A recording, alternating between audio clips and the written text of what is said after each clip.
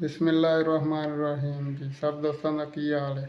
ठीक हो जी। गर्मियों का मौसम शुरू हो गया है तो पतंगबाजी का भी जड़ा ना काम चल पाया, क्योंकि ये मौसम बहार च मनाते हैं बसंत।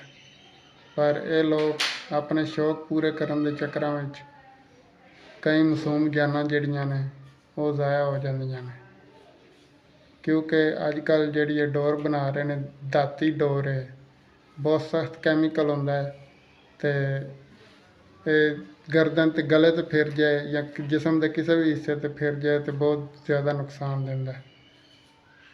लिहाजा मैं पैगाम देना चाहना कि सानू सारिਆਂ ਨੂੰ ਇਹਦਾ ਬਾਈਕਾਟ करना चाहिए बसंत का, तो गौरमेंट ਨੂੰ भी चाहिए कि वो ਇਹਦੇ ਤੇ पाबंदी लान तो भारी जुर्माना लान, या जे सकाफत इसनों जिंदा ही रखना है तो कोई ऐसा इलाका या ऐसी जगह महसूस की जाए कि उस जगह पर जाके अवाम अपना शौक़ पूरा करे। अस्सलामु अलैकुम वरहमतुल्लाहि वबरकातुहू।